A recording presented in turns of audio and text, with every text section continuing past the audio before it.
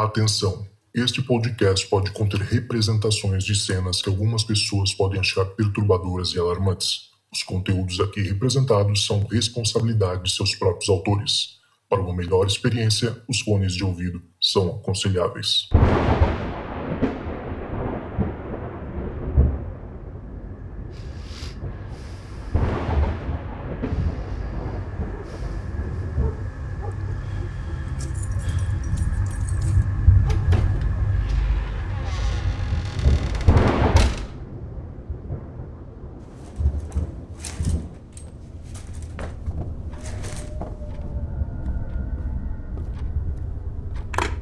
Olá, esta é a caixa de mensagens do Relatos do Além. Você tem 2 novas mensagens.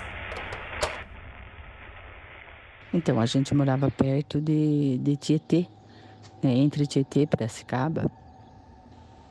E o vô, ele trabalhava num porto de areia e era época de chuva e o vô, ele posava muito lá no rio, né? Porque tinha que cuidar da draga para que a enchente não levasse a draga. Então, muitas vezes a gente ficava sozinho com a avó, né? De noite. E o sítio que a gente morava, ele era assustador. Eu me lembro, eu tinha 5 anos e eu me lembro que ele ficava na casa no alto, assim, parece aqueles filmes de terror, sabe? Ela ficava no alto. Eu lembro que a gente ia na casa da minha avó, na época assim, final de semana, às vezes, assim.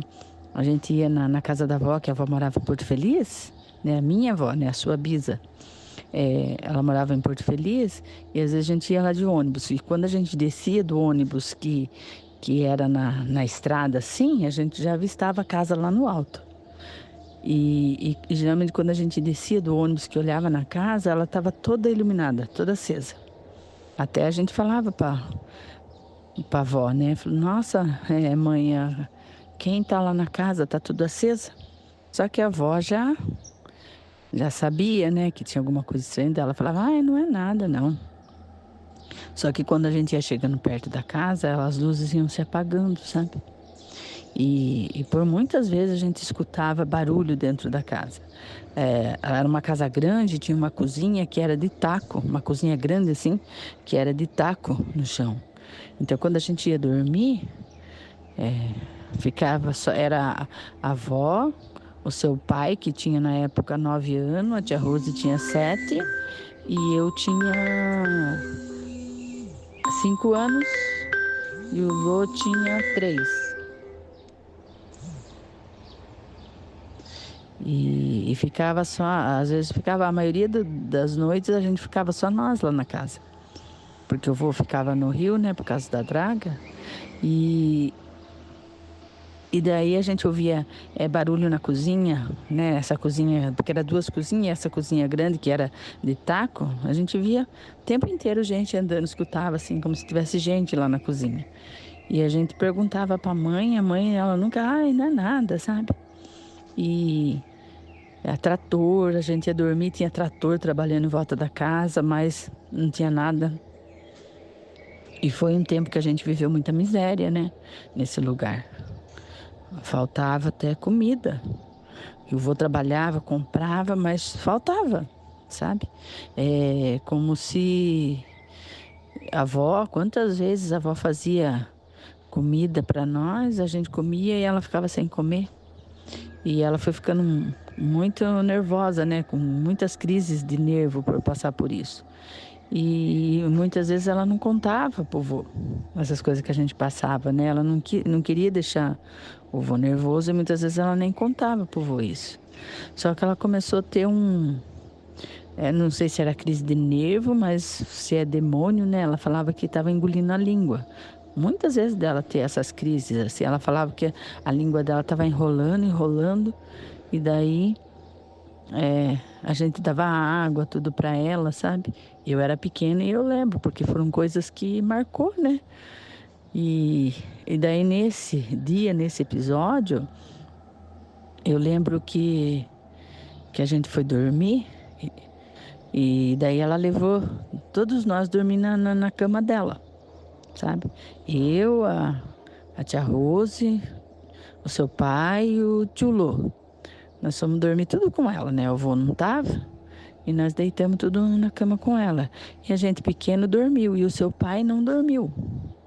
E o seu pai era o mais velho, ele ficava ouvindo os barulhos, né? E falando com a avó. Só que daí a avó foi conversando com ele, e ele acabou dormindo. Aí ela conta.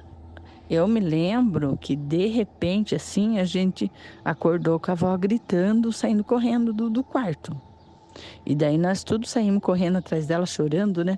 E ela no meio da sala, ela começou a gritar que estava engolindo a língua, enrolando a língua. E ali ela caiu no meio da sala. E você vê a distância que tinha de um vizinho para o outro, era muito, muito grande. Wendel, eu não me lembro assim em quilometragem assim, mas eu acho que é quase a distância assim da nossa casa até a igreja, era muito longe, tinha muitas porteiras. E o seu pai saiu correndo, né, até o vizinho mais próximo, que era o seu Pedro. Aí o seu Pedro subiu, veio, trouxe um álcool para passar na avó, para a avó cheirar. Eu lembro que eu fiquei assim na porta da casa e quando ela foi voltando, não era ela, sabe? Ela falava assim, grosso, falava. A gente sabe, né, que era demônio, né? Aí eu sei que daí o seu Pedro, não sei como, conseguiu chamar a ambulância, não sei o que aconteceu. A ambulância veio, levou a avó, a gente ficou dormindo na casa do seu Pedro. Aí depois que ela contou, que depois que nós dormimos, o seu pai também dormiu, ela falou assim que ela viu que entrou assim na porta do quarto. Ela falou assim que era um velho, ela falou que parecia um velho, uma imagem assim muito feia, muito horrorosa, até que quando o pastor passou as imagens uma vez no telão lá, que tinha as imagens de um demônio, ela até teve um choque, porque falou que era a imagem igualzinha ela tinha visto naquele dia, que ela nunca mais saiu da memória dela, que era muito feio. E veio em direção dela, né? Aí quando veio em direção dela, aí que ela levantou da cama e saiu correndo, gritando. Né? E depois disso, que ela começou a ir no médico, o médico falou que pra gente falou pro vô que a gente tinha que mudar daquele lugar, que o pai tinha que mudar daquele lugar, porque senão a avó ia acabar morrendo. Daí que a gente mudou de lá para Boituva, depois de Boituva para Salto, e de Salto a gente foi para Porto Feliz. Só que foi uma época assim que a avó sofria muito de nervoso. Aí a minha avó, né, a avó Margarida, ela levava muito a avó em igreja evangélica, até que Deus revelou para ela. Lá veio um pastor de fora e falou, parece que era na igreja do Davi Miranda, e era o próprio Davi Miranda que falou. Ele revelou a avó, falou que lá, começou a contar que lá tinha uma mulher que ela ficava muito nervosa, enrolava a língua, e Deus estava falando que era para ela entregar a vida para o Senhor, porque se ela não fosse por amor, ela ia ir por dor. E você vê aí, tudo se cumpriu, né, Wendel? Você tem uma nova mensagem. Boa noite, Zocas. Boa noite, pessoal do Relatos do Além. Sou o Diego. Sou do interior de São Paulo, cidade de Boituva. Tenho 33 anos. E hoje eu venho aqui para poder relatar para vocês o que aconteceu comigo durante a pandemia, em 2021. Aconteceu com uma tia minha que morava em Sorocaba, né? Uma pessoa muito querida pela família e por mim também. Tudo começou um mês antes dela falecer. Ela faleceu em maio. E em abril eu cheguei a ter um sonho com ela, um sonho muito forte, né? Onde aparecia para mim uma entidade. E toda vez que eu sonho com essa entidade, eu sei que algo fatal vai acontecer, né? Ou com alguém da família, ou com alguém próximo. Então, até hoje essa entidade apareceu para mim 3 vezes, né? E as 3 vezes aconteceram algo muito, muito fatal. Então ela contraiu o Covid em abril, e em maio ela veio falecer, né? Porque eu sou professor, né, de línguas, e eu tava cumprindo ali a minha última semana, que eu tinha pedido demissão da escola na época. Então eu tava treinando uma colega de trabalho, né, que eu acabei pegando amizade rápido, e tudo começa aí, né? A minha tia veio a falecer e eu comecei a ter alguns fenômenos dentro do meu quarto que estavam assim num grau muito forte, né? Até então eu sou uma pessoa que tem uma sensibilidade muito forte, sonho com muita coisa, avisos em sonho, ver é muito raro, mas mesmo assim eu tenho coisas que eu vejo, sim, sinto, muita paralisia do sono. Então tudo começou aí, foi quando eu comecei a sentir muita essa presença no meu quarto num nível muito alto, muito forte, sabe? E não foi alguns dias, não foram algumas semanas, né? Isso perdurou durante um mês. Eu tava dormindo, aí quando eu via, eu acordava assim com uma presença como se tivesse uma bola de fogo dentro do meu quarto. E dentro dessa bola de fogo eu via uma presença feminina, né? Eu percebia, porque dizem que a gente tem o terceiro olho, né? Que é o olho espiritual. Então eu não via com os meus olhos normais. Eu via com esse olho que a gente consegue ver, né? O que é paranormal. Então eu conseguia perceber que dentro dessa bola de fogo que ficava dentro do meu quarto, eu percebia que dentro dela havia uma presença feminina. E a menina que eu estava treinando, ela era muito católica, muito religiosa. Peguei amizade muito fácil com ela, né? Como eu havia dito. E ela começou a me falar ore mais pela sua tia, que ela tá precisando de ajuda. Ela viu você como um farol, então ela tá te usando para poder pedir ajuda. Então ore por ela, peça para sua família orar mais, que ela precisa encontrar luz para poder findar, né? Aceitar a morte dela. E comecei a orar muito, até que cessou um pouco. Eu achei que já tinha finalizado, mas o pior vem agora, porque passaram-se algumas semanas, né? Depois disso que aconteceu, dessa presença no meu quarto. Uma vez saindo da escola, né? Que eu entrava às 8 para dar aula e saía sempre às 6 horas. E para chegar na minha casa era coisa de meia hora, 1 hora, dependendo do trânsito. Eu vinha sempre a pé. E numa dessas vindas para casa, eu sempre tenho o costume, né? Quando eu saio da empresa, que hoje eu trabalho com meu pai na empresa dele, sempre quando eu venho a pé para casa, eu procuro vir pelos lugares assim mais arborizados, lugares assim que eu gosto, né? De ter contato, que me faz bem. Então eu vindo assim embora, né? A rua vazia por conta do Covid, né? Que estava acontecendo, então ninguém trabalhando, alguns locais só, a escola minha trabalhou. Vindo embora, eu pego e viro uma esquina, né? De encaminho, logo caminho de casa.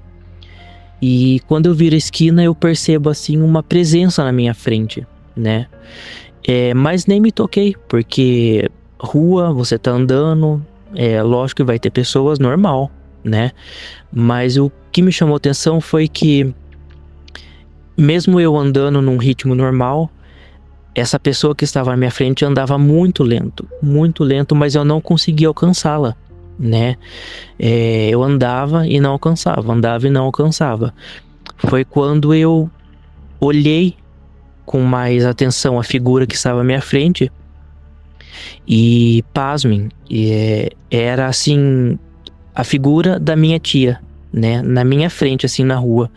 O mesmo corte de cabelo, bem curtinho, grisalho, a mesma estampa das camisetas que ela costumava usar.